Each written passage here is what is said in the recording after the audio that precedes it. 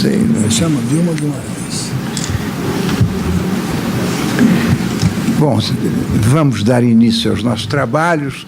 Sejam todos muito bem-vindos aqui na nossa casa, que nós chamamos de Casa de Montezuma, porque o seu primeiro presidente, fundador, foi um camarada interessantíssimo.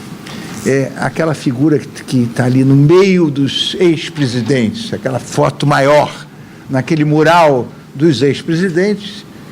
O primeiro presidente foi um bacharel em Direito, formado pela Universidade de Coimbra. Ele era médico, formado pela Faculdade de Ciências Médicas da Bahia, ele era baiano, e devia ter conhecimentos de línguas, porque foi embaixador plenipotenciário do Brasil no Reino Unido, portanto, devia ter cultura para se comunicar no plano internacional. Além disso, uma circunstância curiosíssima, que estamos falando de 1843, e Montezuma adotou, ele chamava-se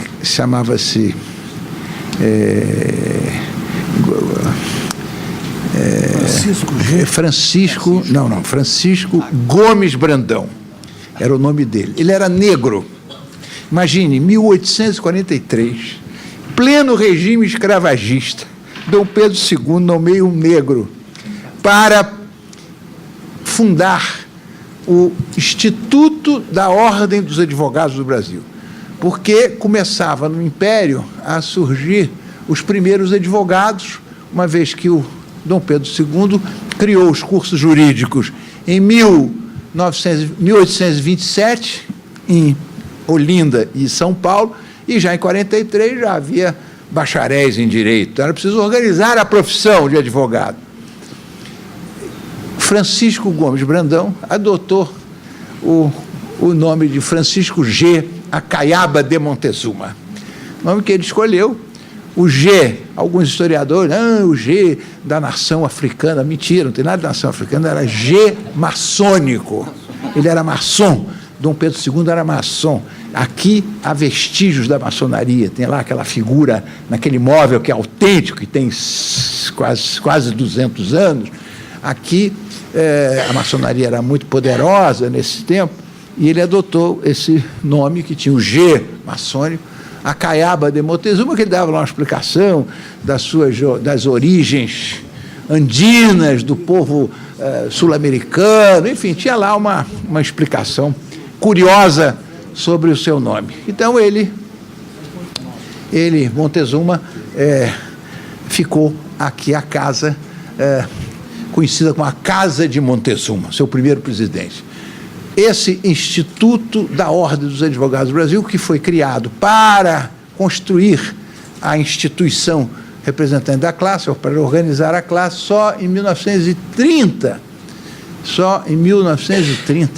é que a Ordem dos Advogados foi criada pelo Instituto da Ordem dos Advogados do Brasil, que adotou, então, o nome de Instituto dos Advogados Brasileiros, reservando-se a sua condição de academia do direito, não sindicato, não órgão de classe, nada disso. Uma academia, como era a Academia de Medicina, fundada também por Dom Pedro II, como o Instituto Histórico Geográfico, são academias que foram fundadas na época de Dom Pedro. E o Instituto, então, como ele existe hoje, o Instituto dos Advogados Brasileiros, ele, depois de fundar a OAB, tal como nós conhecemos hoje, um órgão de classe, organizador da profissão, etc., ele adotou o nome, então, a instituição de Instituto dos Advogados Brasileiros, a Academia do Direito, como o lema na vanguarda do direito desde 1843.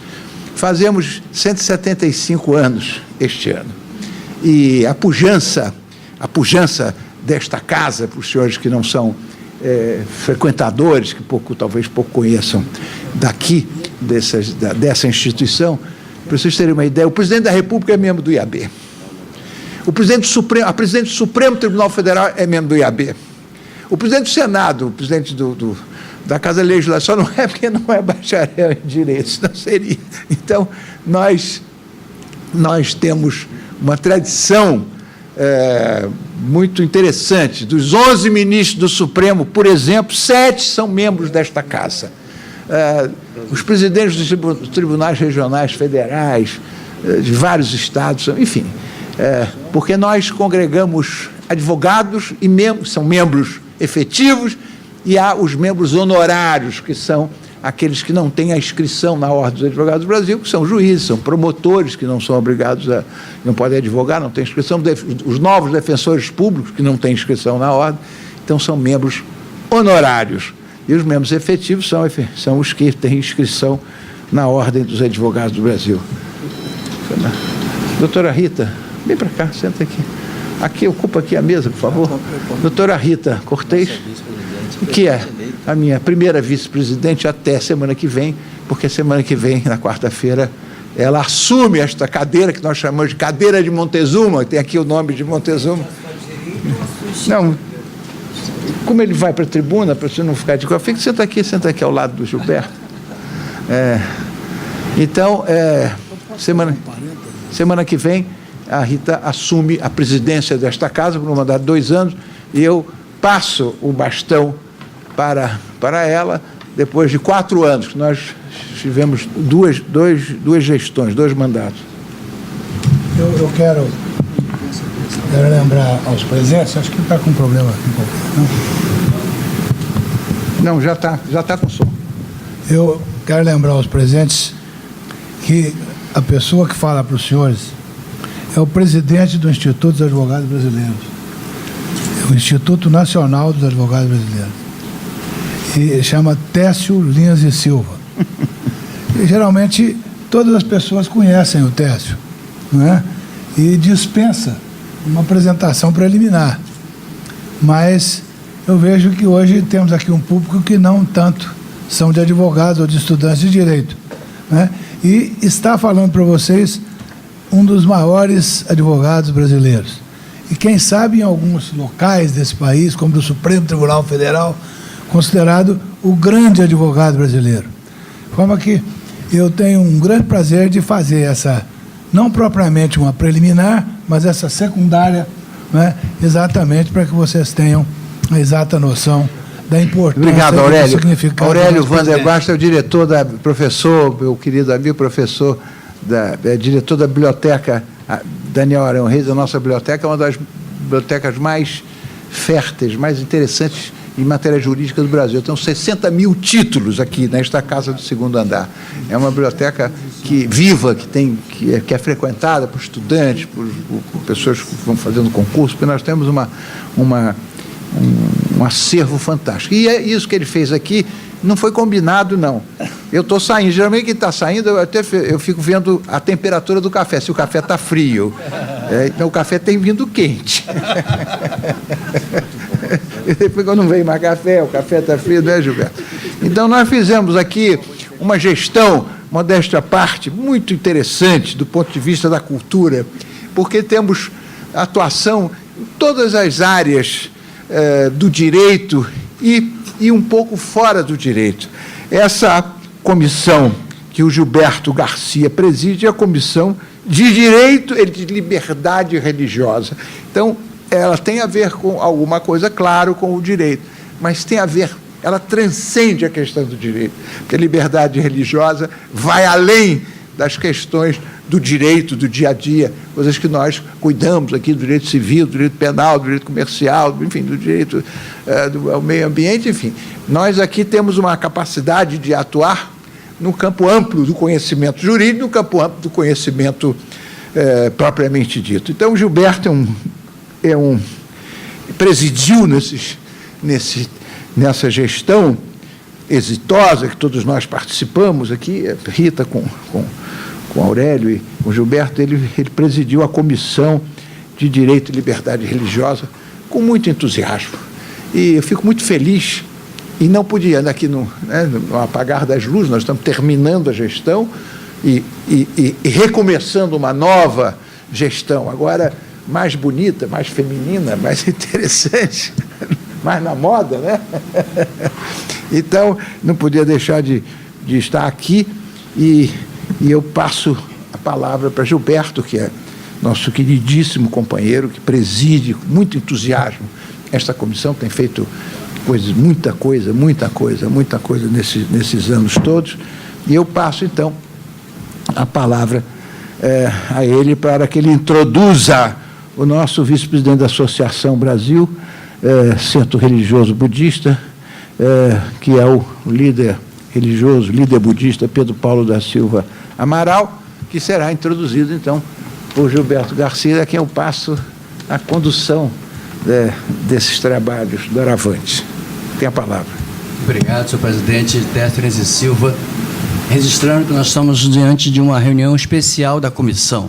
A comissão, como o presidente bem colocou, nesses últimos 2 mandatos, quando ela foi criada, ela tem tido encontros especiais e tivemos um recentemente com um líder, um sheik que esteve conosco falando sobre a questão muçulmana, além de outros encontros. E por isso, presidente, a parceria com a biblioteca, doutor Aurélio Vander, esse é um parceiro excepcional da comissão, onde ali encontramos um espaço para ampliar, inclusive, e ter um espaço de interrelacionamento. Já vista que nós temos hoje muitas pessoas, como já bem foi colocado, que não fazem parte da área jurídica, mas que vêm ao IAB e passam a conhecer a história do IAB e, de igual maneira, passam a entender como funciona essa perspectiva jurídica, legal, do direito. Por isso, a todos muito bem-vindos, uma boa tarde a todos, muito obrigado pela presença. Estamos aqui em cima justamente porque trabalhamos com a pretensão de ter 20 a 30 pessoas no máximo e nós já passamos ali de 100 inscrições e o plenário já está lotado numa tarde de quarta-feira, pós-feriado, na realidade. Então, todos muito bem-vindos. Senhor presidente, quero registrar de plano que me acompanha um grupo de alunos da Faculdade de Teologia da Assembleia de Deus, da FAIACAD. Estão ali, só para levantar o braço, por gentileza. São alunos meus, onde ali leciono a Igreja e o Direito Civil, falando sobre a questão do Estado, a separação da Igreja do Estado, respeito às leis, as diferenças, especialmente o trabalhar com a diversidade religiosa e entender a perspectiva disso e a importância disso no país, porque a comissão tem esse mote. Ainda ontem me mandava um e-mail de volta a registro a doutora Guiomar Mairovitch, que preside a comissão junto à OAB na área da intolerância religiosa também, colocando em bandeira representante. Eu não vi, não se identificou por enquanto, mas colocou a importância do evento. Por isso, todos muito bem-vindos a essa tarde, onde a pretensão nossa, justamente como comissão, e já registro o doutor João Teotônio, sua presença, muito bem-vinda. Doutora Jaine Mascarenhas, que é a quem estamos aí literalmente flertando para tê-la na comissão. Ela, doutora, tá igual você, doutora Rita, elegantíssima ali, ó, alvinegra, que nem você, presidente, elegantíssima. Como também estamos ali com o doutor Alexandre Catarina, querem trazer para a comissão também, dos membros da comissão, são os que, pelo menos, percebo.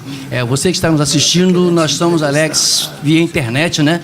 Com transmissão direta, e depois, quem quiser também ter a chance de entrar no canal do YouTube do IAB e também assistir essa programação que vai estar lá disponibilizada no canal do YouTube.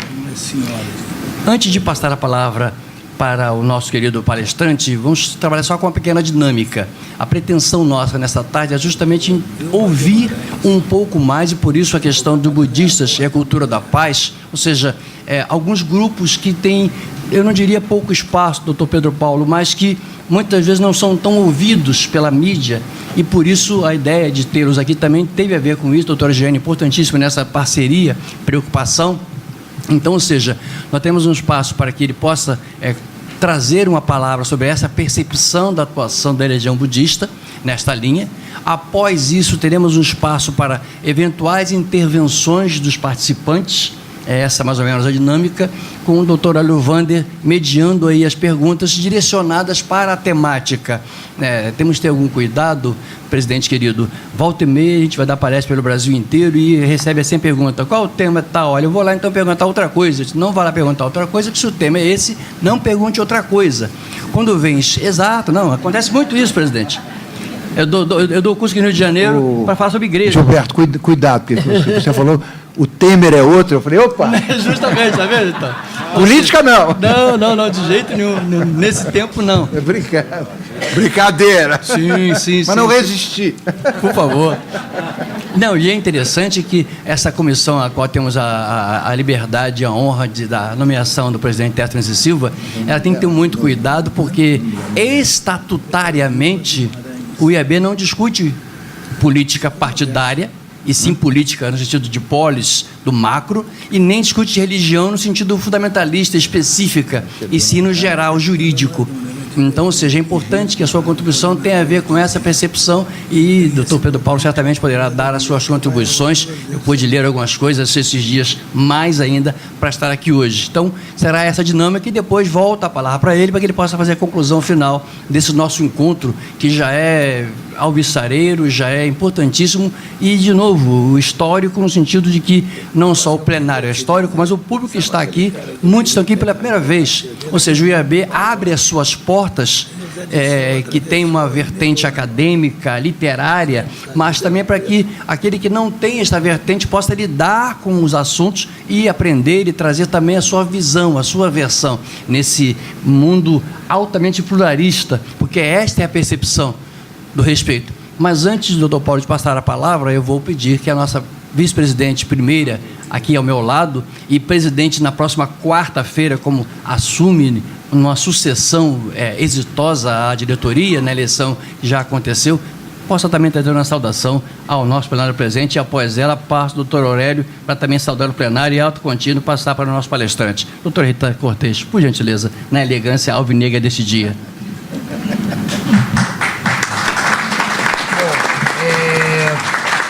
Boa tarde a todos, todas e todes, né? Agora deram para falar todes, né? Certo?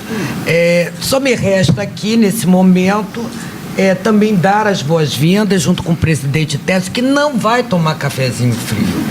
Entendeu? Algum diretor já disse para ele: o máximo que vai acontecer com você é que você vai ter que talvez pagar pelo cafezinho, mas o café frio você não tomará nunca, né? Esse poder de síntese, vocês já viram, né? O nosso presidente é um tribuno, né? Traçou assim, em brevíssimas palavras, um histórico do nosso Instituto dos Advogados Brasileiros.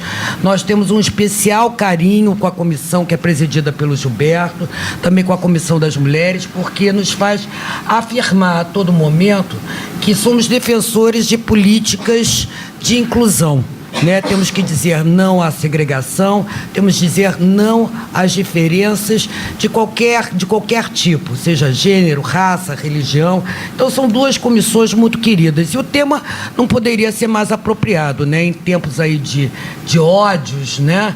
É uma coisa assim impressionante, né? As pessoas hoje, o convívio entre as pessoas está muito ruim, né? São ruídos aí de comunicação nas redes sociais, uma coisa assim pavorosa. Então, nós somos defensores da política de paz, né? Então, eu acho que agora só me resta passar a palavra para Aurélio, nosso querido professor, diretor da biblioteca, que estará conosco na diretoria. Aurélio é uma referência no meio universitário, um diretor muito querido de todos nós, meu e do Tércio, enfim, né? Eu acho que vocês agora estão ansiosos para ouvir o Aurélio palestrante, certamente, né?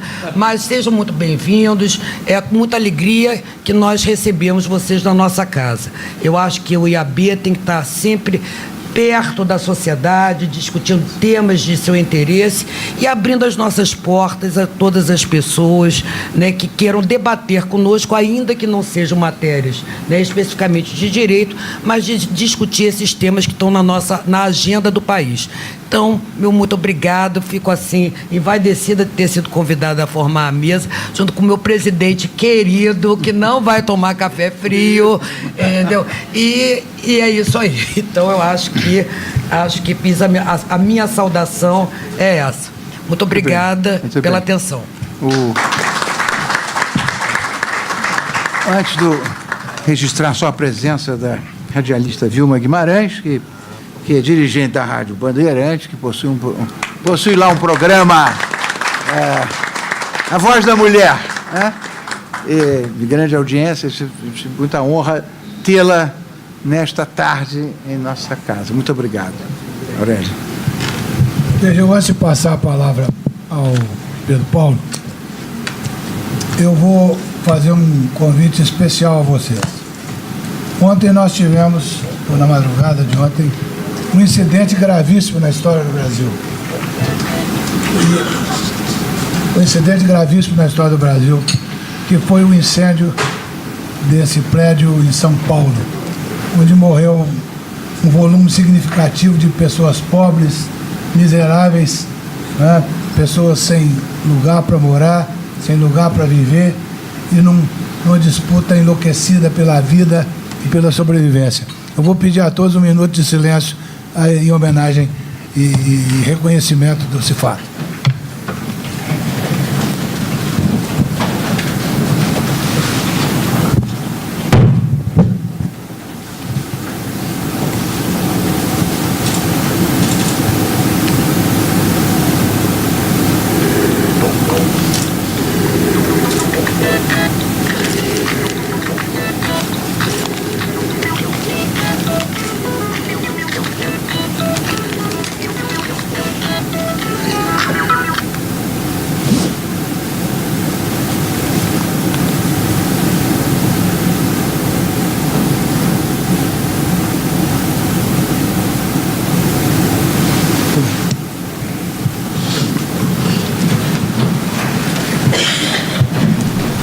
Eu vou apenas fazer uma rápida referência ao Pedro Paulo Amaral e vou imediatamente transferir a palavra para ele na tribuna. Ele é o vice-presidente da Sociedade Sócia Gattai, uma pessoa com quem ou para quem eu sempre tenho depositado grande expectativa e grande esperança, e também a sorte de eu ter trazido aqui 2 ou 3 dos meus ex-alunos que fizeram o doutorado comigo, né? A Jeane, o Alexandre e o meu amigo João Teotônio. Não sei se tem mais algum. Eu costumo dizer para o Tess, ele convoca a reunião, tem 10 diretores, 7 foram alunos meus. É a tragédia da idade. Então, eu vou transferir a palavra para Pedro Paulo aqui, então depois a gente continua o debate. Obrigado. Aqui, acho que está bom. Boa tarde a todos, especialmente à mesa, né? Ao Dr. Técio Lins Silva, Dr. Gilberto Garcia, doutora Garcia, né? Ah, tá. Doutora Aurélio, que já conhece bem a gente, já foi em atividade nossa, e a todo o público aqui, meu mais cordial boa tarde, e dizer que eu me sinto extremamente honrado por ser o primeiro, assim, budista, né, ou representante da nossa organização, Soka Gakkai Internacional, a fazer uma palestra aqui no IAB. É uma honra muito grande. Quando a Jeane e o Catarina propuseram o meu nome, eu já estou uns 15 dias sem dormir direito. Ao banheiro, não sei quantas vezes eu fui, é uma intimidade, hein? Mas, realmente, é uma responsabilidade muito grande. Muito obrigado pelo convite, muito honrado, realmente. Obrigado. E hoje eu tenho a honra, assim, de conhecer pessoalmente, todas são ilustres, não é? Maravilhosas, mas o doutor Técio Lins Silva. Eu fui jornalista, eu trabalhei no Jornal do Brasil, parte dos anos 70 até 80 e um pouquinho, e eu era repórter de geral. Eu ficava com muita inveja com uma amiga minha, o doutor Técio deve lembrar, que era repórter também, sentava no meu lado, aquele Jornal do Brasil daquela época era o jornal, era o grande jornal que nós tínhamos no Brasil. Infelizmente, o final do Jornal do Brasil é uma grande perda para a sociedade brasileira, uma perda assim, está voltando agora, né, pelo Catito Pérez, né, que está relançando o jornal. Mas eu ficava com muita inveja de uma colega nossa, talvez, não sei se o doutor Técio vai lembrar, uma repórter chamada Mariléia Miranda, ela que entrevistava, ele deve lembrar muito bem. Me lembro demais.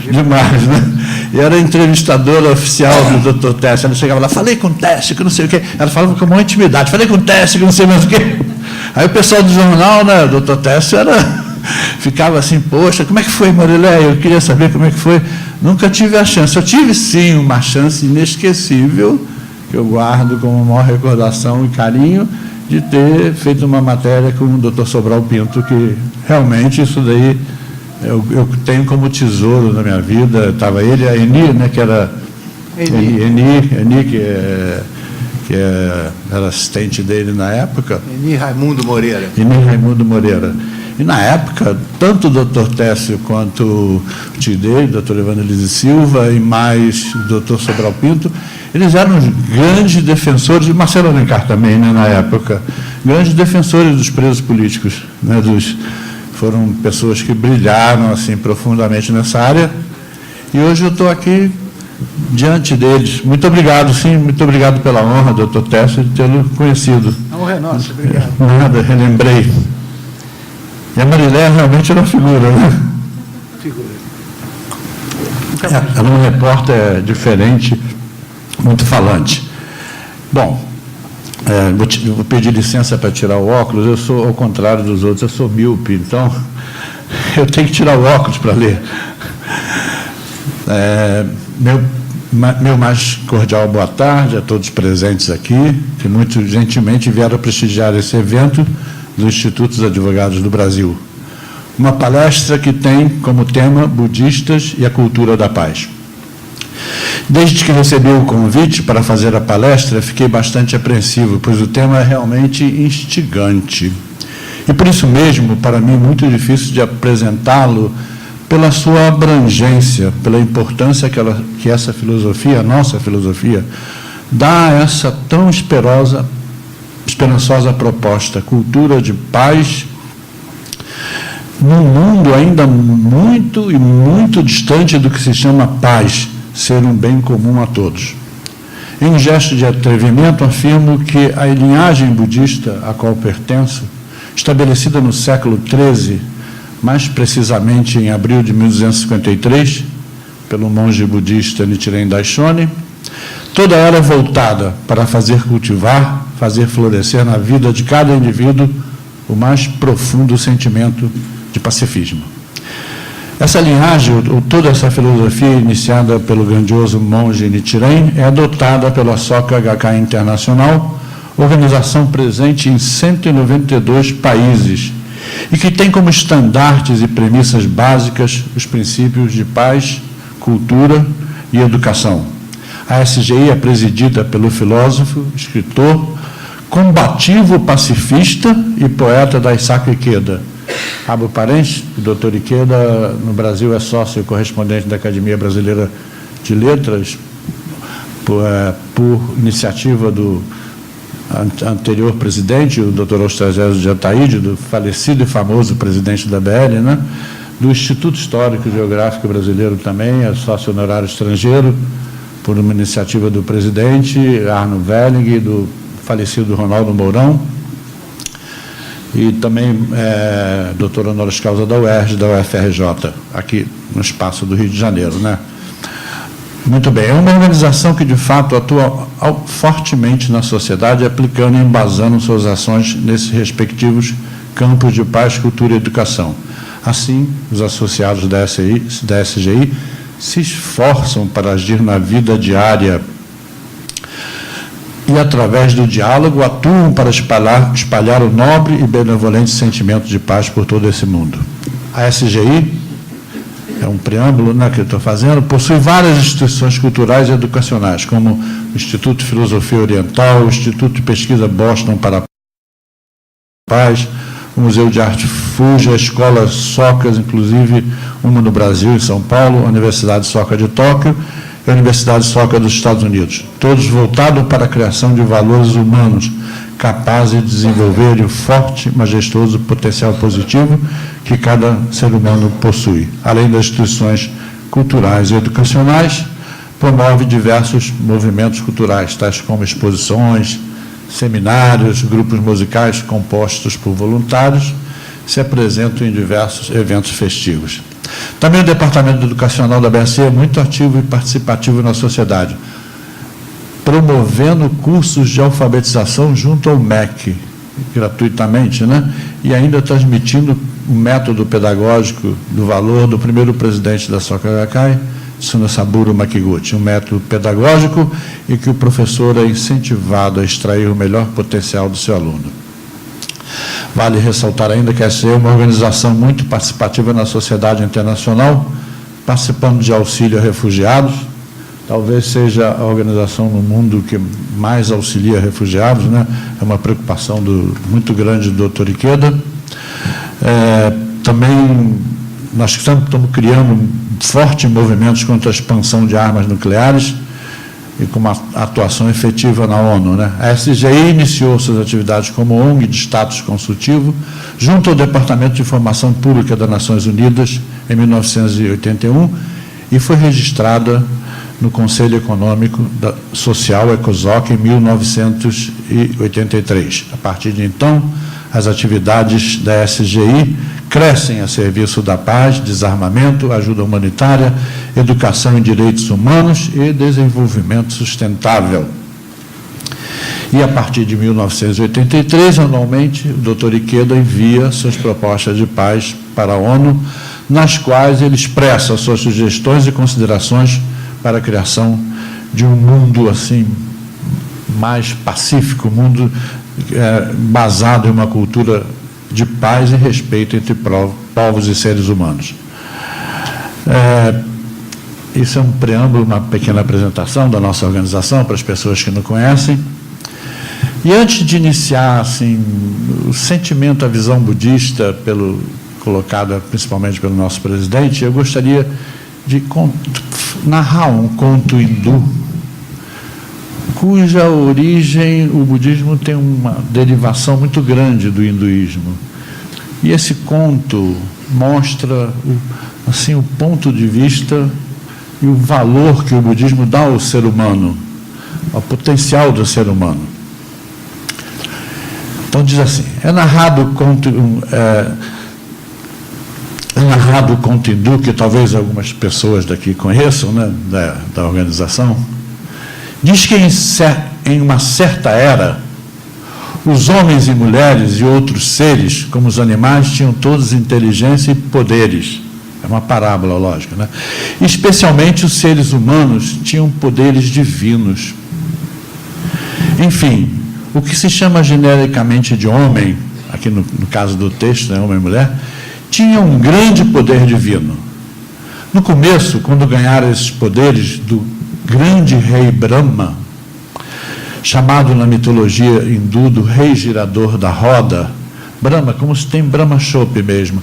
É muito interessante, a palavra se escreve igual. E é muito interessante porque eu não sei se pelo caminho da seda, o Brahma tem uma semelhança muito grande com Deus cristão.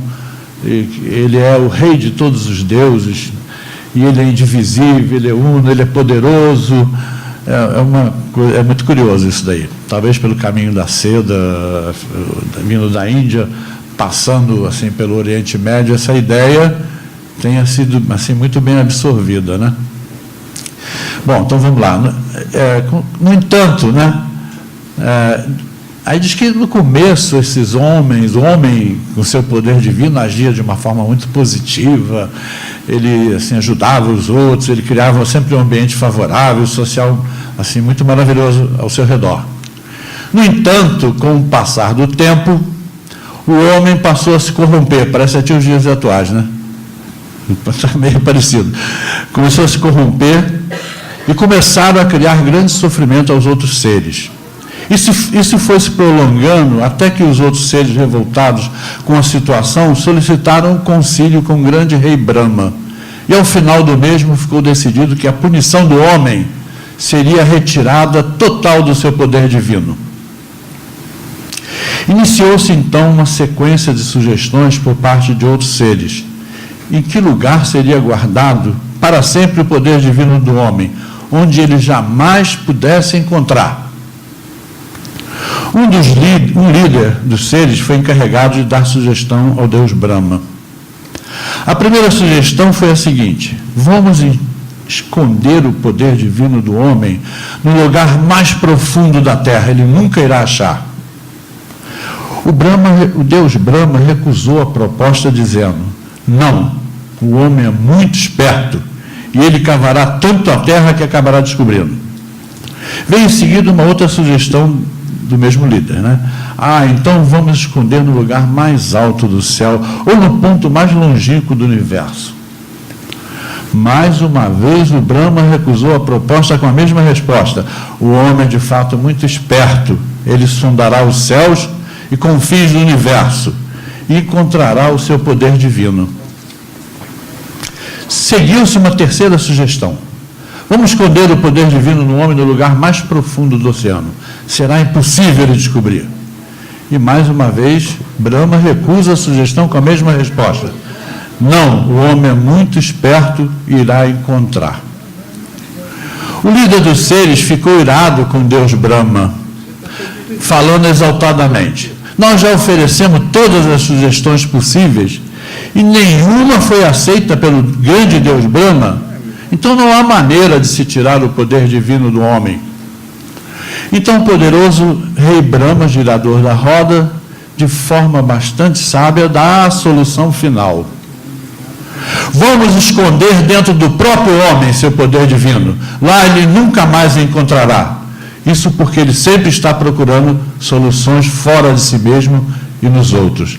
E assim foi feito segundo a lenda hindu, e parece que até hoje o ser humano está com dificuldade de encontrar o seu poder divino.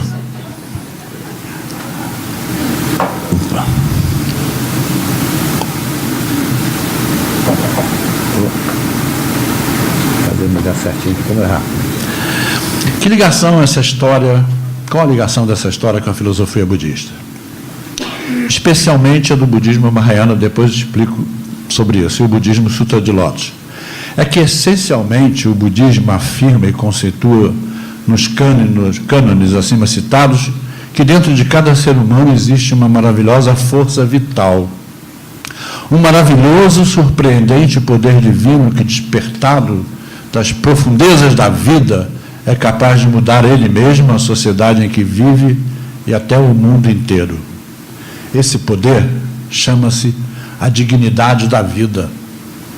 A pura chama de esperança que arde nos recantos profundos de cada pessoa, quando ela se sobrepõe acima de tudo, ilumina o seu ambiente e o seu redor. Quando o homem supera, como a filosofia budista fala, as suas três principais males: a ira, a avareza e a estupidez. A ira, segundo o budismo, é a raiva premeditada, que a pessoa planeja o outro. A avareza é você quer tudo para si, né? E estupidez é a ignorância, a guerra. E o budismo, a filosofia budista, chama-se isso de escuridão fundamental do ser humano, o lado negativo, né? E quando mas no fundo dele existe essa vida de esperança, essa dignidade que brilha no coração, no íntimo de cada ser humano, né? E quando isso é revelado, quando a pessoa se esforça para alcançar esse patamar, ele muda e toda a sociedade pode mudar. O homem ou mulher, no seu mais profundo eu, contém uma força de intensa compaixão, de forte energia vital que, quando irrompe, é capaz de mudar positivamente seu destino e de outros.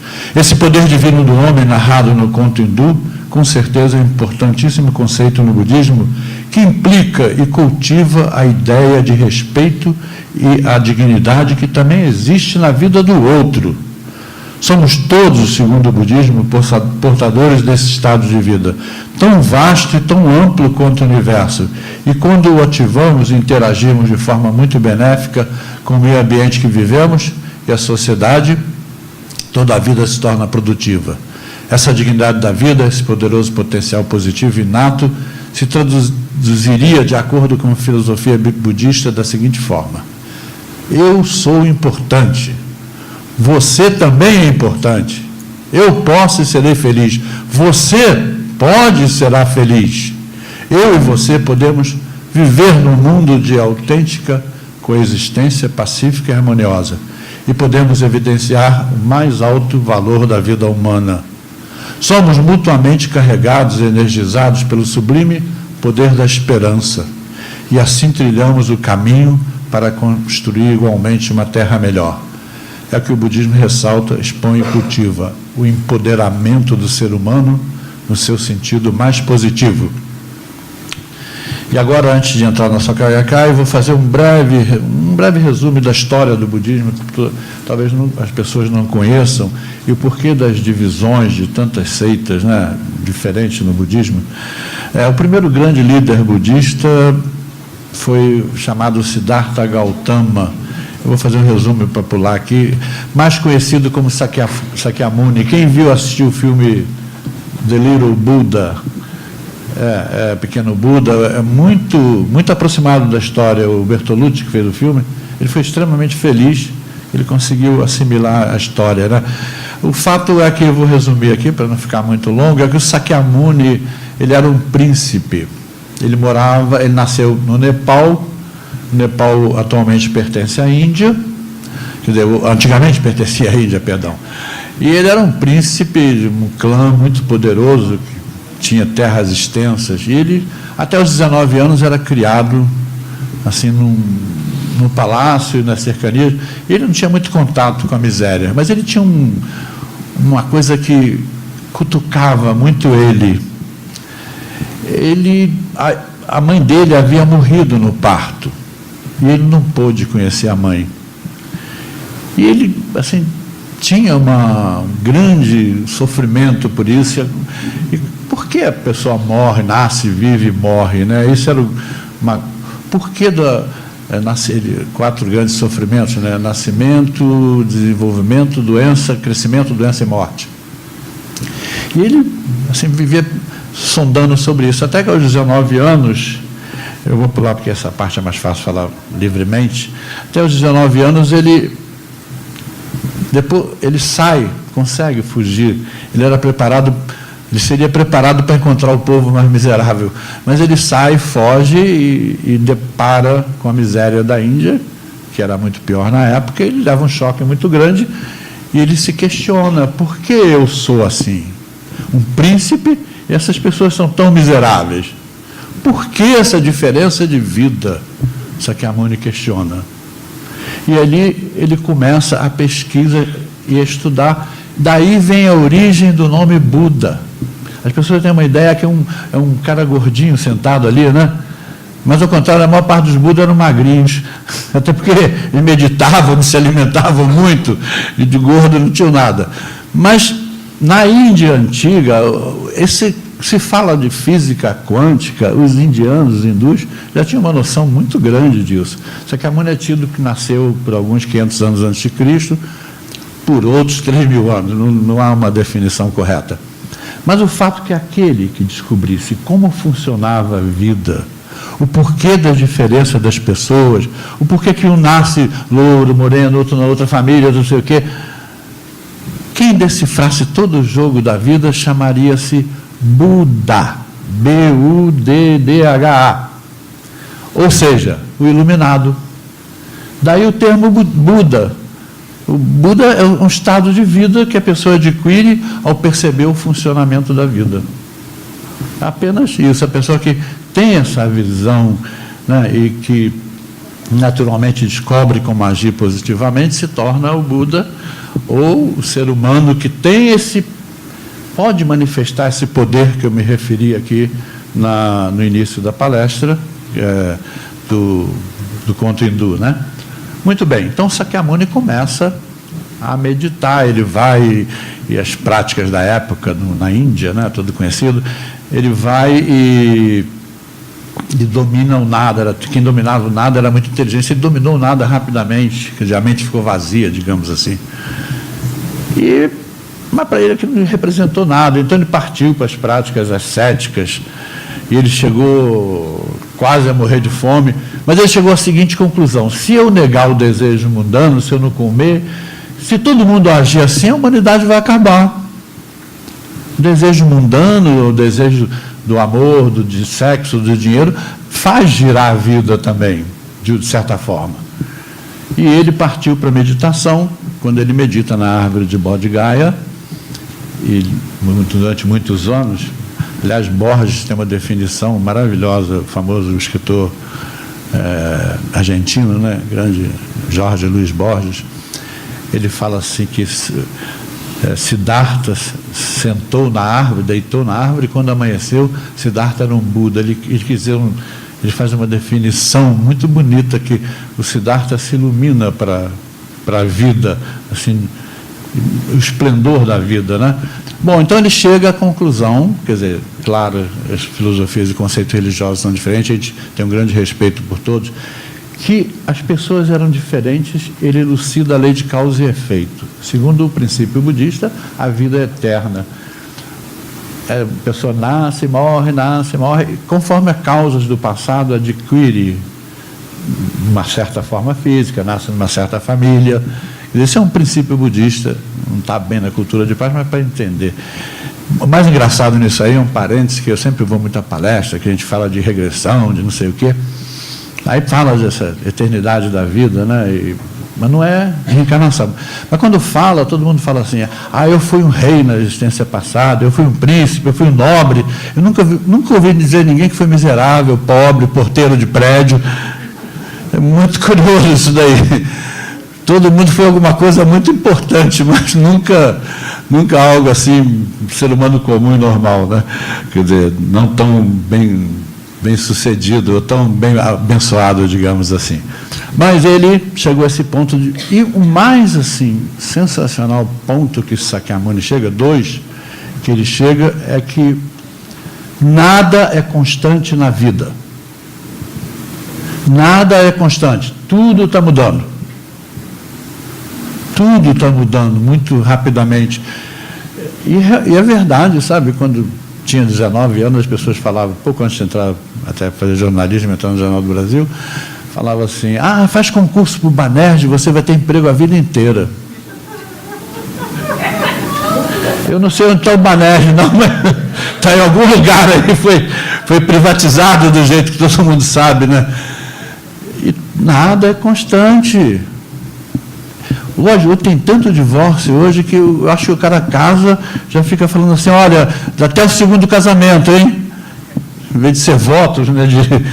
Então, isso que o Sakyamuni descobriu. Mas ele descobriu o seguinte: que, embora nada seja constante, tudo você tem um poder de mudar. Ele descobriu essa força, essa dignidade que existe na mais profunda vida, profundo da vida, né? O budismo diz que o ser humano tem 9 consciências. O Jung, discípulo do Freud, chegou na 8ª, que ele chamava de consciência alaya, onde estaria depositado tudo que a gente fez, bilhões de vidas. Mas ele não sabia o que poderia erradicar. O Sakyamuni chamou essa força uma espécie de mana, é uma força poderosa que, se você ativar, se você se esforçar, se você reagir contra a sua adversidade, você consegue superar e ativar esse estado que o budismo fala do Bodhisattva, o Buda. O Bodhisattva é a pessoa que se presta para servir a humanidade, não é que é budista. Gandhi, Luther King, Jesus Cristo, Lutero, Calvino, grandes homens, né, que se prestaram a ajudar outras pessoas. Enfim, Sakyamuni descobriu ele começa nas 84 mil parábolas dele, que se transformaram em sutras, a pregar sobre isso. E interessante que ele prega o mais alto ensino, o primeiro Sutra de Lótus, que fala muito sobre esse poder que nós temos, essa capacidade, esse lado muito bonito que tem dentro do ser humano, né? Ele fala sobre isso, mas as pessoas não entendem. Então ele vai lá no começo daí, várias seitas budistas. Ele vai ensinando o beabá, como fosse primário, ginásio. Primeiro ele ensina o que chama o budismo Hinayana, quer dizer, pequeno veículo, mais para monge, muita austeridade. Depois ele ensina o Mahayana, que é o grande veículo. Depois esse Sutra de Lótus. Acontece o seguinte, que quando o Sakyamuni não se escrevia na época do Sakyamuni, a maior ofensa era você escrever o que o mestre falava. Você tinha que guardar. E os ensinamentos dele eram transmitidos de um líder monge para outros, né? tanto que as parábolas dele, os sutras, são compilados 500 anos após a morte dele, num concílio chamado Concílio do que eu ouvi assim. Aí um levantava, eu ouvi assim, aí o outro anotava. Então, o budismo mais radical, assim, esse que toca fogo no corpo e tal, saiu para o lado do Camboja, do Laos. E o budismo mais refinado, esse Sutra de Lótus, que são 28 capítulos, que trata assim, muito da dignidade da vida do ser humano, que valoriza a vida do ser humano, foi para a China, Tibete, China e Índia. E assim, Sakyamuni passou o budismo, assim se deu a história do budismo, que desde o tempo de Sakyamuni já tinha esse aspecto maravilhoso, né, de santificar a vida humana, dizer que lá dentro de cada um de nós existe esse potencial maravilhoso. E a gente vê isso nos bodhisattvas famosos, né, que chama bodhisattva, como eu citei, Gandhi, Luther King, pessoas que mudaram o mundo, Jesus Cristo, Lutero, Calvino, e pessoas no mundo de hoje, como Malala e muitos outros, que, de alguma forma, no esplendor da beleza da sua vida, conseguem mudar as coisas, vivem em função do bem, né? E agora, pulando do Sakyamuni, eu vou para Nichiren. É o monge Nichiren que nós adotamos na nossa organização, toda a filosofia dele, tá? Vamos pular diretamente para o Japão, quando um monge budista chamado Nichiren sintetiza todos os ensinos de Sakyamuni e Tiantai. Tiantai foi um cara na China que pegou toda a teoria de Sakyamuni, Sutra de Lótus, e fez vários livros, escreveu, deixou registrado, né? Nichiren Daishonin sintetiza todos os ensinos de Sakyamuni Tiantai e torna sua prática acessível a todos os seres humanos. Por que eu cito Nichiren aqui, esse líder monge? Porque ele é diferente do Sakyamuni. Sakyamuni era filho de nobre. Todos os monges, todos eles eram filhos de nobres. Porque você tinha que ser sustentado. Você não tinha como trabalhar. E como a pessoa do povo não tinha como praticar essa filosofia de você meditar, de você ter esperança, provocar esperança, né? E não havia como. Mas Nichiren Daishonin, esse Nichiren, ele era filho de pescador e, por uma sorte da vida, ele é adotado por um grande bonzo chamado Dozenbo, que era famoso na época, mas ele tinha uma preocupação, como uma pessoa comum pode assim, liberar esse estado de Buda. Ele começou a pesquisar profundamente e ele chega assim, a prática do budismo de forma mais simples. Então ele começa a simplificar os ensinos de Sakyamuni e, através de cartas e de diálogo com os líderes dele, ele começa a ensinar que cada ser humano, na recitação dos capítulos do Sutra de Lótus, 2 capítulos, possui, eles cantavam esse capítulo que fala assim, desde que me tornei Buda. Então, ele incentivava a enfrentar a vida.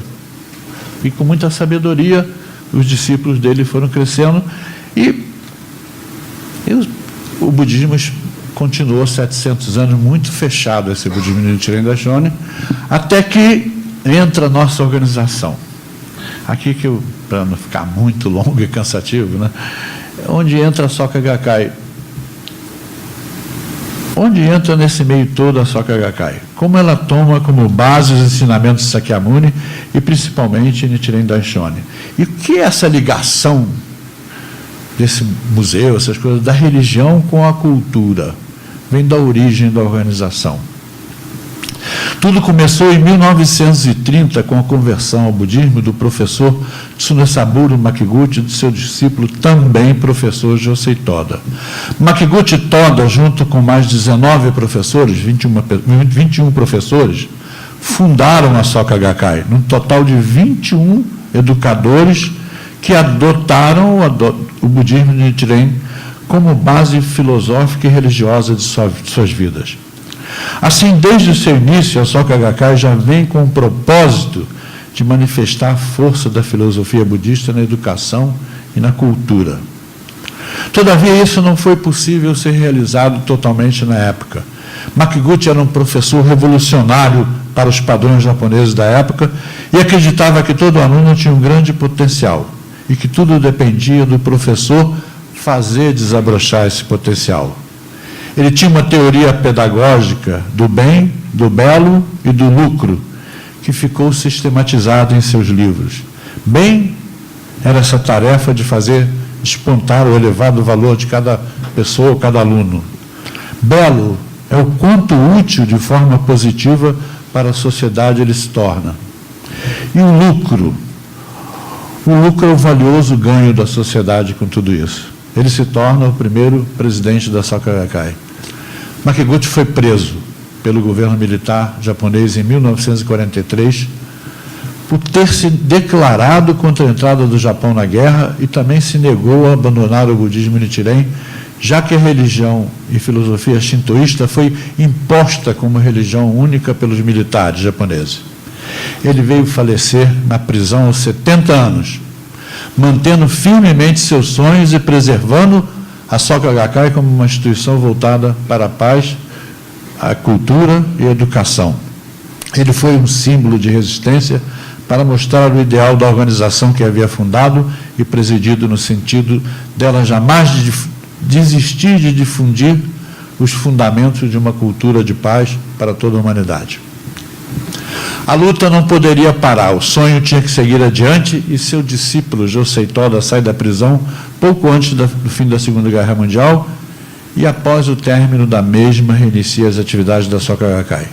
Josei Toda, além de professor, era empresário também. Antes da guerra tinha 17 empresas, quando saiu da cadeia estava literalmente falido. Toda era um homem obstinado e conduz a Soka Gakkai de cerca de 3 mil famílias a 750 mil famílias até o fim da sua vida, ou 750 mil associados.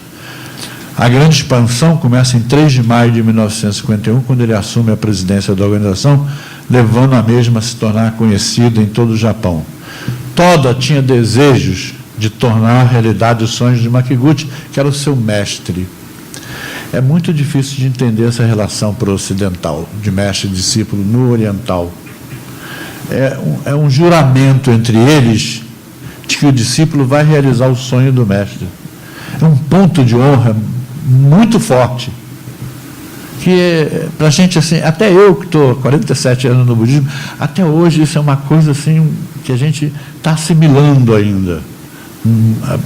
Como é forte isso, sempre voltado para o bem. E no budismo Nichiren, o discípulo tem que se tornar igual ou melhor que o mestre, não abaixo. Isso é um detalhe muito interessante. Levando a se tornar conhecido do Japão. Toda tinha desejo de tornar realidade os sonhos de Makiguchi, de criar instituições culturais e educacionais baseado no princípio Soka. Soka quer dizer valor fundamental nessa filosofia de despertar o potencial da dignidade existente em cada um de nós e de mostrar a importância da essência do espírito fundamental da SGI. Agora eu vou falar o espírito que permeia as instituições da Soka Gakkai, a escola, enfim, as escolas, a Universidade Soka, o museu, a Associação de Concertos Mion, nossa, que levou vários artistas ao Japão, Gal Costa, Alcione, falecido Jair Rodrigues, né? O princípio é o seguinte: a importância do outro. O outro também existe, é de carne e osso, sofre como eu, ri como eu falei, tem momentos de felicidade ou não como eu. Em resumo, eu sou o outro. Isso é uma coisa muito forte. Eu viajei ao Japão em 2005, uma das vezes que eu fui, com o falecido professor Ronaldo Mourão, que o Tess deve ter conhecido, e nós visitamos a Universidade Soka, a Escola Soka de Tóquio, tem a Escola Soka em Osaka, vários lugares. E são uma escola convencional. E ele ficou muito impressionado com os alunos. Não propriamente, porque ele achou diferente do sistema comum japonês da rigidez. E ele perguntou: o que é mais importante para vocês? Tinha uma série de menininhos de 12, 13 anos, 11 anos. Aí eles falaram: nós aprendemos aqui a valorizar o outro. Essa é a base da nossa filosofia. E esse é o sonho do Dr. Ikeda, que independente que lá tem alunos que não são budistas, que tem aluno de N religiões, outras seitas budistas, shintoístas, etc., e até cristãos, mas eles são incentivados e são educados para sentir que o outro tem valor. Quando a gente descobrir que o outro existe, acaba a guerra, acaba tudo. Essa negação do outro, que é realmente muito terrível no ser humano, né? E que é pregado não só pelo budismo, com certeza pelo cristianismo e por todas as religiões, né? Mas, vamos lá, a luta não poderia parar, o sonho que tinha que seguir adiante, seu discípulo Josei Toda não conseguiu pelo curto tempo de vida, ele faleceu 58 anos, ele saiu muito doente da cadeia, conseguiu resistir mais alguns anos, mas aos 58 anos faleceu. O sonho de Josei Toda de Makiguchi continuou vivo no discípulo principal do mestre Josei Toda, Daisaku Ikeda, que assume a organização em 1960, aos 32 anos. Ikeda foi o mais fiel discípulo de Toda, sendo rigorosamente treinado por ele durante 13 anos para levar ao mundo a cultura de paz do budismo. Josei Toda era muito culto, além do Ikeda estudar, o Dr. Ikeda era um estudioso de filosofia. Ele entrou para a religião budista numa reunião enganado pelos amigos. Ele não gostava de religião. E os amigos sabiam que tinha uma palestra desse professor Josei Toda. E como o Dr. Ikeda era um fã de Bergson, ele comprava livros no sebo, ele falou, mas vai ter uma palestra sobre Bergson. Os amigos não sabiam nem quem era Bergson. Mas, sabe como é que é, né? Ele falava, não, vai ter o professor vai falar sobre Bergson. Quando ele chegou lá, era uma reunião budista de Bergson, não tinha nada. Mas o fato é que o outro era um líder, um filósofo, né? E impressionou o Dr. Ikeda, e ele veio a se tornar realmente um associado da Soka Gakkai. Ele toma posse em 1960, e em 1963 ele amplia a organização para mais de 3 milhões de membros na época. Hoje são 12 milhões. E em 69 ele começa a tornar realidade os sonhos do Makiguchi. Ele funda a Escola Soka, em 71 a Universidade Soka, e gradativamente vai criando as instituições que eu falei, Museu de Arte Fuji, né? E em 1981, o Dr. Ikeda introduz, como foi falado aqui, a SGI na ONU. E em 1983 ela é oficializada como faz parte como ONG, faz parte do ECOSOC, e tem esse grande trabalho de auxílio a refugiados.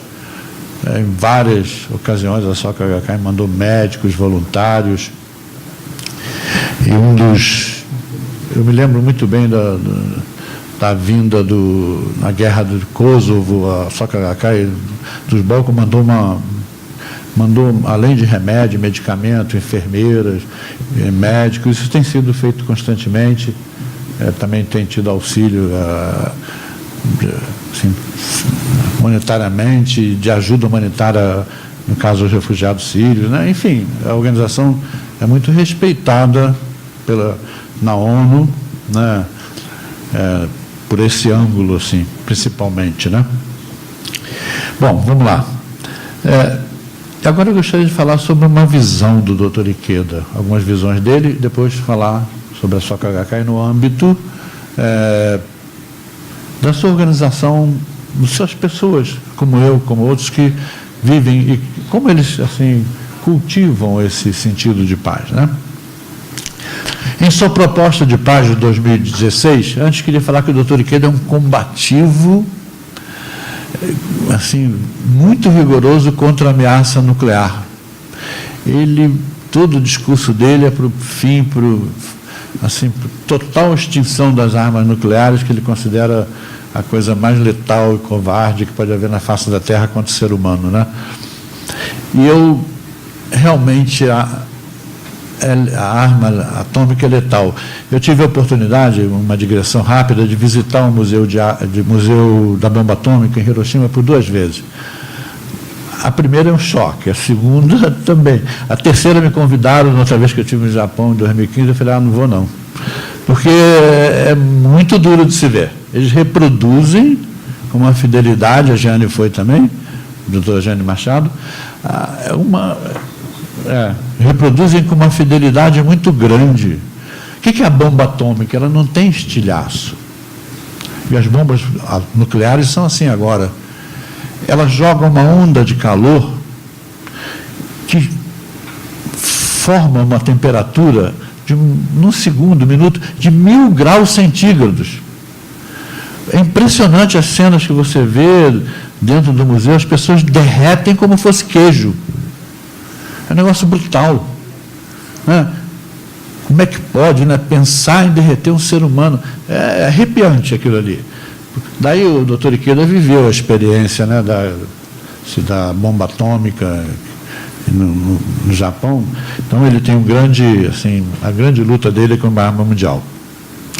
Mas uma das coisas que ele mais faz também é o respeito e a ideia de que a ONU, não assim os grandes países, a ONU é que deve ser a grande mediadora dos conflitos mundiais. E ela que deve decidir, mas não acontece assim.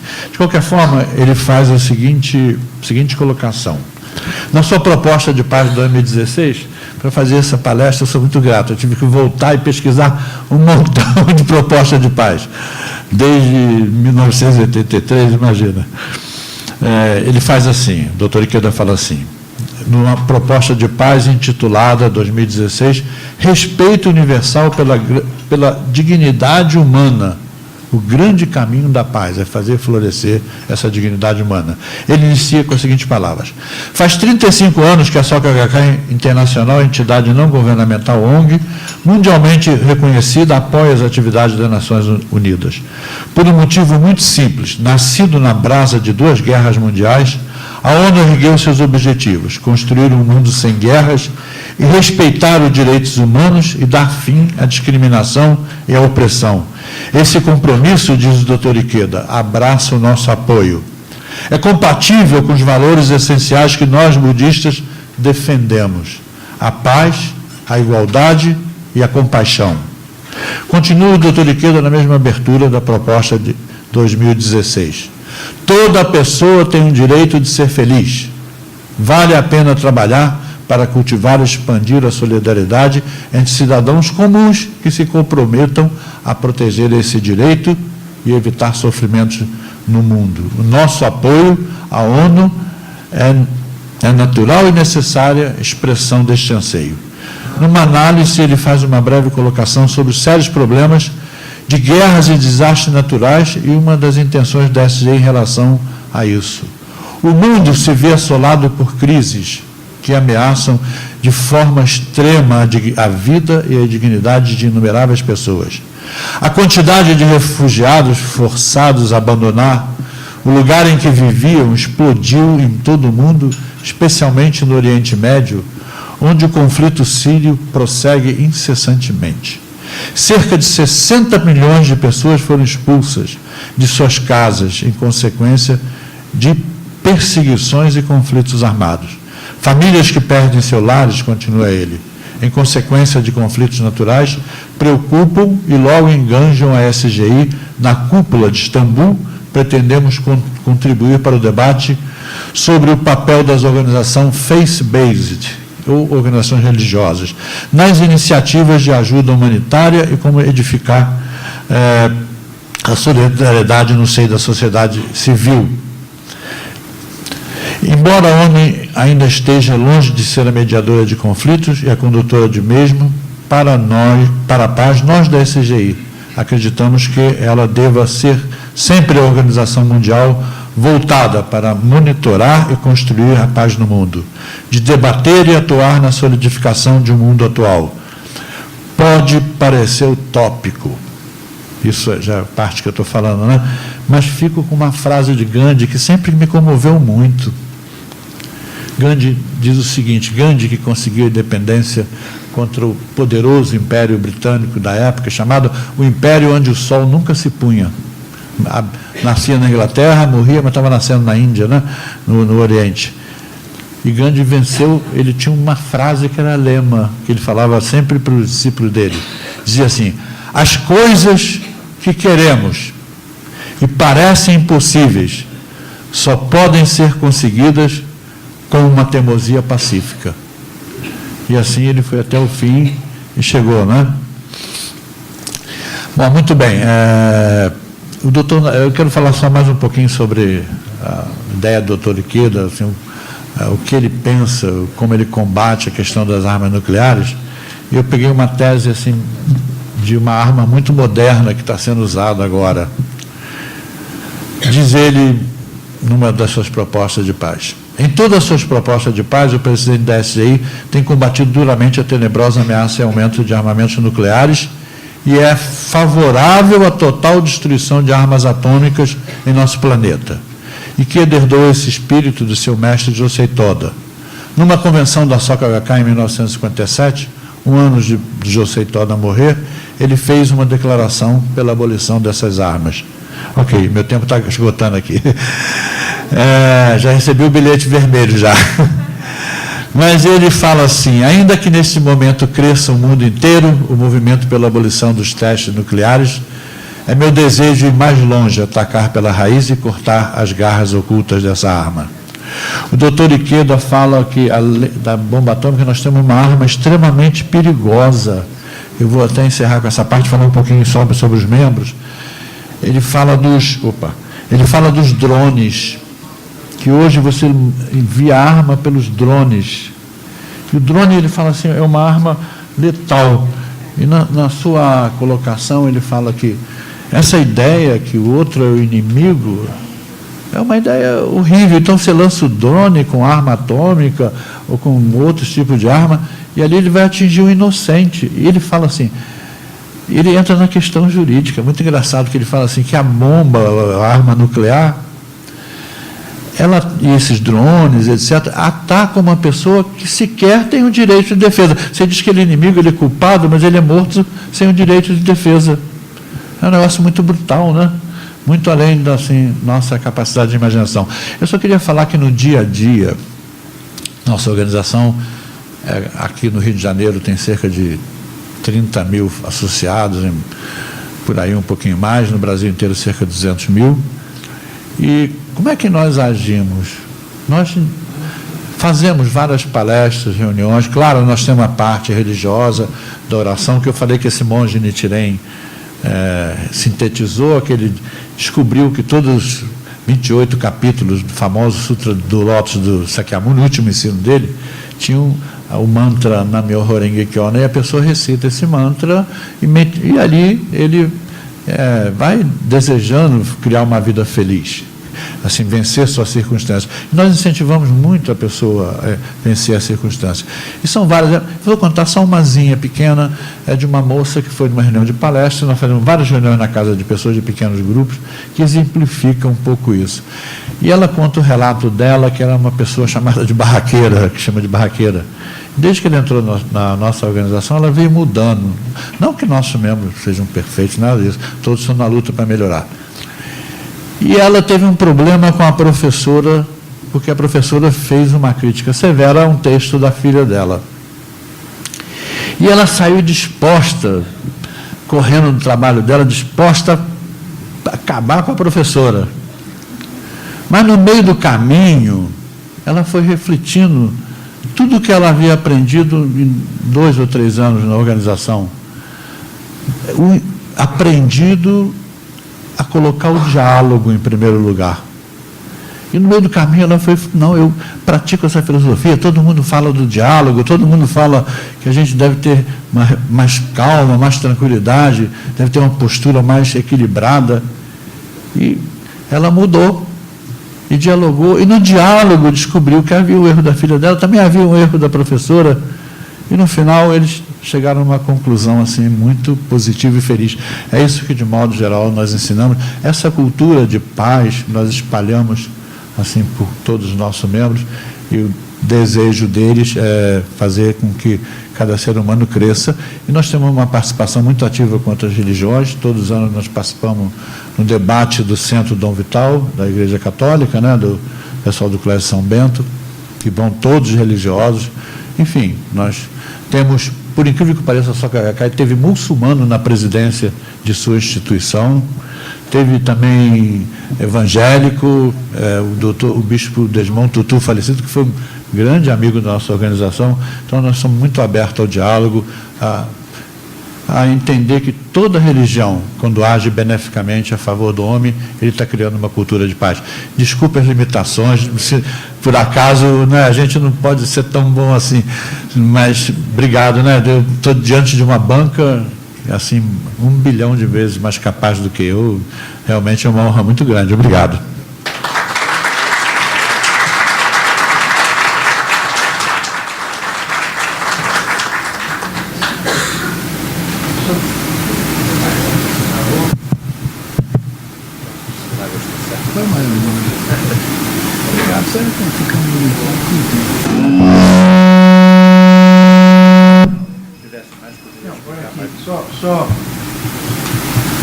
Só aqui. Pronto, veio. Demorou, mas veio. Pedro Paulo, se não é verdade, aqui não é uma coisa. Uma banca, desculpa, eu me enganei. Mas, supondo que seja, você passou com nota 10.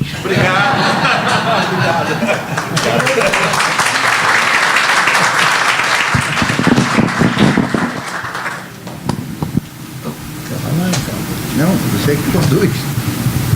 Bom, eu quero cumprimentar o nosso vice-presidente da Soca Gakkai, Pedro Paulo. Realmente uma conferência, uma palestra maravilhosa, mas, como sempre, estamos limitados e tomados pelo tempo, né? Mas eu acho que, quem sabe, na minha história, tenha sido uma das mais belas palestras que eu pude ouvir, né? E, ao mesmo tempo, uma palestra que me comunicou muito enquanto cristão, esteve muito próxima de mim enquanto cristão. Então, eu pensei exatamente nas semelhanças que possam haver entre o budismo e o cristianismo, não é?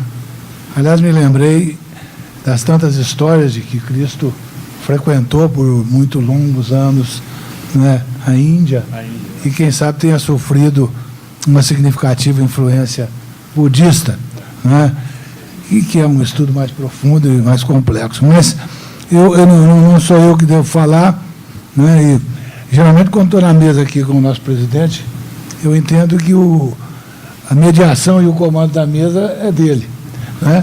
De forma que, mas como nós estamos aqui numa fase preliminar de fazer algumas perguntas, eu vou pedir licença e abrir a palavra aos nossos colegas que estão, digamos, diligentemente acompanharam o trabalho do expositor e que foram tão atenciosos conosco, estando aqui nessa instituição histórica da advocacia brasileira. De forma que está aberta a palavra, eu não sei se alguém quer se dirigir ao conferencista. Vamos ter muito prazer em ouvi-lo. Por gentileza, diga o nome na abertura. Boa tarde a todos. Meu nome é Renata Braga. Fui sua aluna, professor Aurélio. O senhor foi meu chefe. Eu iniciei a lecionar Introdução à Ciência do Direito lendo seus livros. E durante eu trouxe um livro meu na última edição de Teoria do Direito, o livro vai ser entregue para você. Obrigada, professor, que honra. Muito obrigada. E durante muitos anos, como advogada, como professora na área do direito, aquilo que eu aprendi, o que eu recebi na faculdade, né, como forma de resolver os conflitos, me era suficiente. Eu fui criada para o litígio, eu fui criada entendendo que o outro não deve ser respeitado, né, que o outro é meu inimigo e que eu tenho que vencer o outro. Há uns 5, 6 anos atrás, eu comecei a estudar mediação e a perspectiva que eu tenho da solução de conflitos se modificou em muito. E, paralelamente a isso, eu comecei a estudar o budismo também. Eu lembro que a primeira vez que eu tive contato com o budismo, uma das leituras que eu fiz foi de que dizia que o inimigo ele é necessário para mim, né? E eu falei, que coisa mais maluca, né? Como é que o inimigo pode ser necessário para mim? Então, aquilo ali não fez o menor sentido. Mas, ao mesmo tempo que eu comecei a estudar mediação, comecei a estudar o budismo, as coisas se uniram de uma maneira que acabei criando um projeto de pós-doutorado, que eu vou começar a desenvolver agora em junho. E para quem é do direito e vai trazer o budismo para o direito, eu precisei da Universidade de Coimbra nas minhas costas para me amparar, para que o pessoal do direito, ainda um pouco refratário a essa troca de experiências, não viesse para cima de mim com facas e pedras. E a minha premissa, doutor Pedro Paulo, que eu espero que o senhor concorde, porque a premissa da minha investigação é de que, na verdade, os ensinamentos budistas, da filosofia budista, são ensinamentos de um sistema autocompositivo.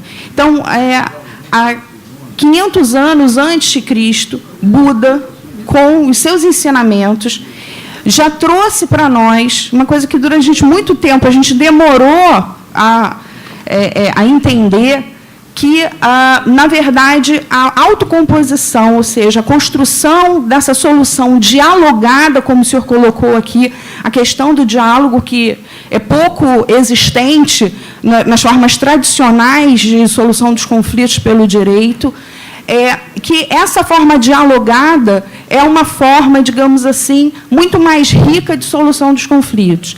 Então, a minha premissa é de que existe um sistema autocompositivo na filosofia budista e que esse sistema ele pode ser útil para a construção e para contribuir com o chamado direito fraterno, que é uma construção do professor Eligio Resta na Itália. Muito obrigada. Ô, Renata. Oi, professor. Eu vou pedir para você vir até aqui à mesa, eu vou te dar o livro meu.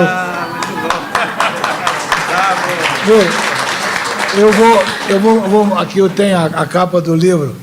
Se vocês prestarem atenção, tem um desenho aqui que eu quis que fosse o Prometeu carregando o fogo. Ou seja, o Prometeu carregando a iluminação jurídica, que foi o que eu quis que representasse. Eu vou te entregar e vou aproveitar para fazer um pequeno comentário sobre exatamente o que o Pedro falou. Pode ir para o seu lugar. Sobre essa questão da mitologia, né, e a semelhança que, digamos, da história mitológica que ele contou do Brahma, né, é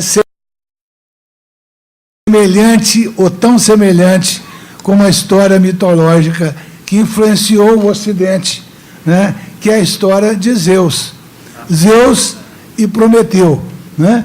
Então, eu tinha, 2, 3 dias atrás, pensado na minha casa, se houvesse tempo, não terá, em exatamente falar sobre essa questão que se dá na relação entre Zeus e Prometeu entregando aos homens, né, o fogo, ou seja, a inteligência, a capacidade de comunicar-se, a capacidade de se entender, não é? E ele, de um deus ou de um semideus, que era o caso dele, né, que foi odiado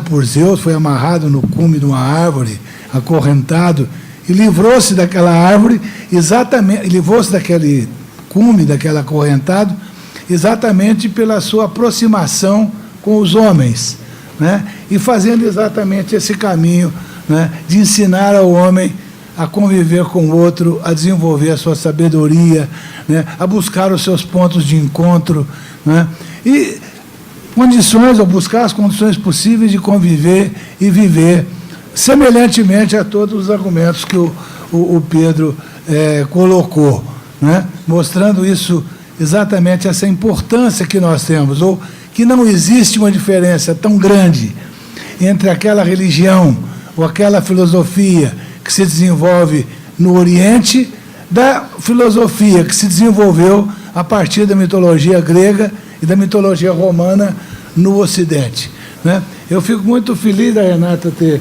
me dado essa oportunidade. O livro estava aqui, eu não sabia exatamente como é que destino ele poderia tomar, mas ele serviu, de certa maneira, para complementar aquilo que eu pretendia falar na colocação do Pedro. Então, continua aberta a palavra. Não sei se mais alguém quer. Só registrar. Só registrar que eu não fiz, está presente aqui a nossa queridíssima confreira, como que é horrível, mas é o feminino de confrade, o que eu posso dizer? Então, a confreira, que é a nossa queridíssima presidente da Comissão da Mulher, Débora Prates, que é uma ativíssima companheira nossa aqui na Casa de Montezuma, e ela nos honra com a presença. Eu não tinha visto, e porque tinha uma pessoa ali da frente dela que estava cobrindo a visão, e agora é que eu percebi, então estou fazendo o registro. Muita honra da sua presença aqui nesta tarde. Parabéns, obrigado. Bom, continuamos aí com o nosso trabalho. Por favor.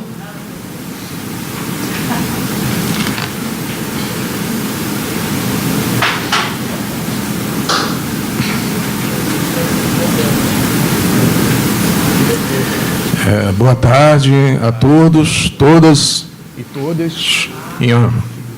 Em homenagem à doutora Débora Prates, eu me sinto também bastante honrado. Atualmente, eu estou como diretor do Sindicato dos Advogados do Estado do Rio de Janeiro. Bastante honrado. Como é que é o seu nome? O nome, por favor? Tito Mineiro. Tito Mineiro. Bastante honrado por ter mestres nessa mesa, né? A começar pelo doutor Gilberto Garcia, Rita Cortez, Técio, Aurélio, e o palestrante que eu estou tendo oportunidade de aprender, né? Somos eternos estudantes. Eu tive a impressão que foi falado sobre linhas budistas, né? Vertentes. Aqui no Brasil, mais propriamente na Baixada Fluminense também, nós estamos sendo alvos de diversos crimes, aterreiros e intolerâncias religiosas de matriz africana, principalmente. E eu gostaria de saber o que tem a sua organização feito a respeito propriamente desses fatos que ocorrem dia a dia, né? Muito obrigado. Boa tarde. Obrigado, Bravo. Então, continuamos aí, ainda temos tempo. Cortamos aqui um pouco o tempo do expositor, mas continuamos em aberto. Bom, queria agradecer ao Tito pela pergunta, muito boa, né, doutor Tito? Obrigado. Bela pergunta. Realmente essa intolerância religiosa que estão sofrendo as religiões de origem africana, né, chamada religiões afro, é uma coisa muito brutal. O que nós fazemos é promover muito o diálogo, inclusive com pessoas dessa religião, de religiões afro. Nós temos muito intercâmbio com outras religiões. O que nós podemos fazer dentro assim, do limite, digamos, da nossa esfera de ação, né? A gente não tem o poder que o Estado tem, que o Estado deveria, né, reprimir, ter uma ação mais forte, mais poderosa em cima disso. O que nós estamos propondo aos nossos membros, que quando ouvirem isso, combatam firmemente, né? Eu, pessoalmente, educadamente, mas acabei tendo uma discussão, que eu entrei num táxi cuja pessoa tinha essa tendência de atacar as religiões afro, né, de origem afro. Aí eu perguntei para ele, né, em que você é melhor que essas pessoas? Né? Em que sentido você acha que é melhor? Você acha que a sua filosofia é tão mais poderosa ao ponto da dele não valer nada? Não, está errado o seu ponto de vista. E começamos uma discussão muito longa até o final do trajeto, né? Não sei se ele mudou ou não, mas a gente orienta e incentiva nossos membros no papel de combater isso constantemente. Também tive Eu frequento muito diálogos, tenho ido a muitas escolas, convites de escolas do Estado, e vários companheiros nossos têm tido, em que esse assunto é abordado e é colocado em debate lá na formação da mesa dos oradores, né? E os alunos todos da escola assistindo. E no meio tem todas as religiões, obviamente. E ali a gente procura combater muito isso, sabe? Falar muito sobre essa discriminação religiosa que está tomando cunhos de violência. Eu não tem um pouco a ver com isso, mas não é bem ataque. A gente vive, eu acho que rapidamente, um momento assim, não só na questão da religião afro, mas na política, na sociedade brasileira, de modo geral, nós estamos vivendo isso. Os lados se tornam tão antagônicos e cheios de ódio, né? Só para fechar, eu estou numa mesa assim, num local de juristas. Eu assisti um filme que todo advogado deveria assistir, do meu ponto de vista, sabe? Chamado O Insulto. É um insulto, é um filme libanês. É simplesmente maravilhoso.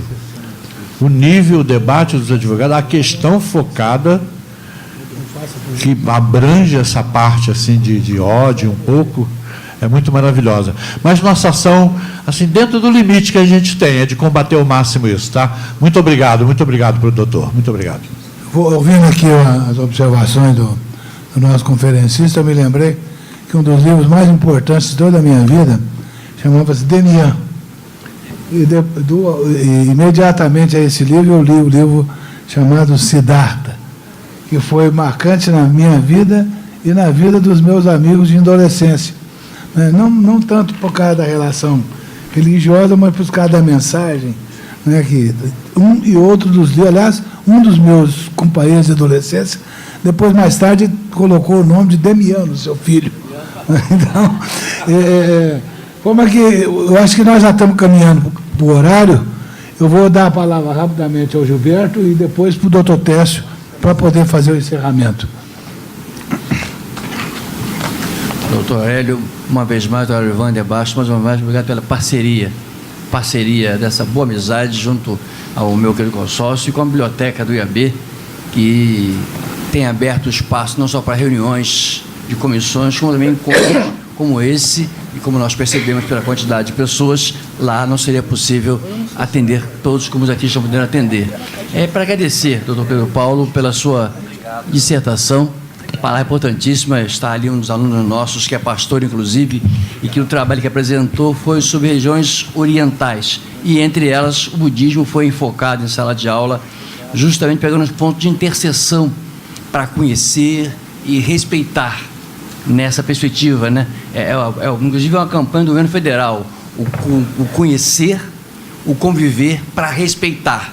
E como eu tenho dito em alguns encontros, meu querido doutor Tito Mineiro, que é de São João de Meriti, como eu também sou, não só tolerar, não, mais que tolerar, é respeitar.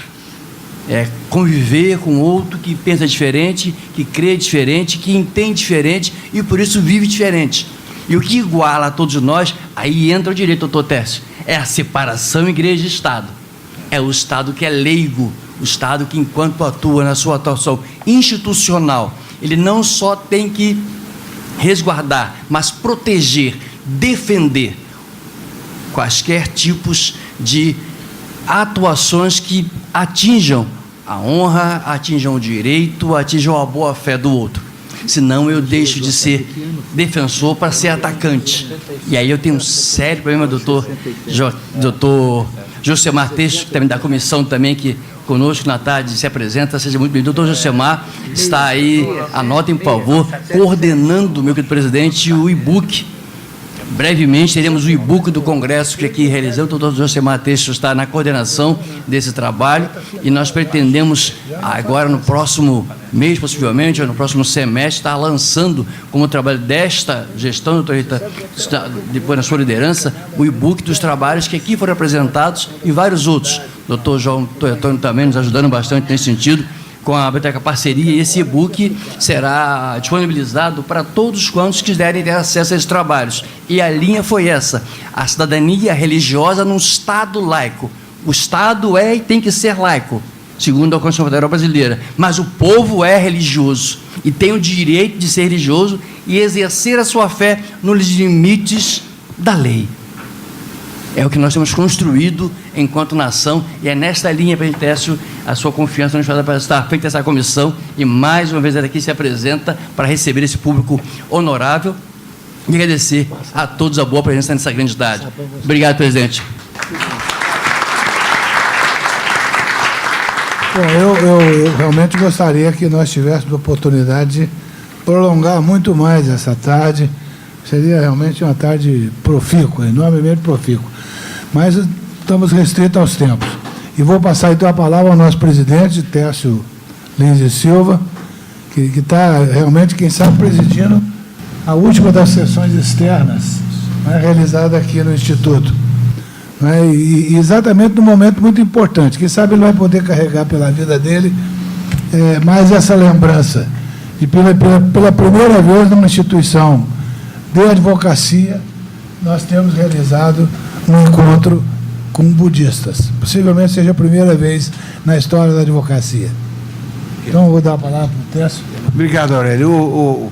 Eu queria agradecer realmente a presença de todos, agradecer aos outros membros da casa aqui, o Josemar, o Britês, que são assíduos frequentadores das nossas sessões. Cadê? Então, a co-presidente da Comissão de Direito Ambiental, para não ficar com ciúme da Débora, né? Nossa Vanusa Murta Agrelli, ativíssima na Comissão de Direito Ambiental, ativíssima, nacional e internacionalmente, né? Então, a Débora eu já citei, agradecer a Kátia, que esteve aqui, que é diretora de sede, enfim, agradecer sinceramente, e aqui reencontrar, né, que 40 anos depois, você vê como é que as coisas, né, a vida, né, tem a ver com a sua filosofia, né, porque, enfim, o mundo girou e nós nos reencontramos 40 anos depois, né, que eu, começando a minha vida de advogado, faço 50 anos de formado esse ano, e nós tínhamos esse contato, né, através da Marilene Lembrada, puxa vida, Jornal do Brasil, grande jornal, naquele tempo de resistência, o jornal que a gente contava sempre para as nossas reivindicações, para as nossas questões de cidadania, e então foi muito prazeroso, Pedro Paulo da Silva Amaral, encontrá-lo, e eu vou passar em suas mãos uma lembrança, que é um certificado da sua presença aqui, não é? E aí, vou tirar aqui o Alex, eu acho que você tem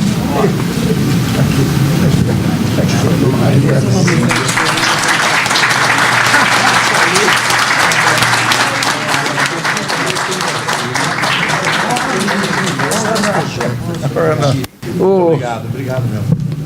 uma honra, um prazer enorme.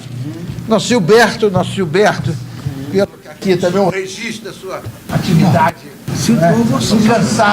Incansável. Aqui,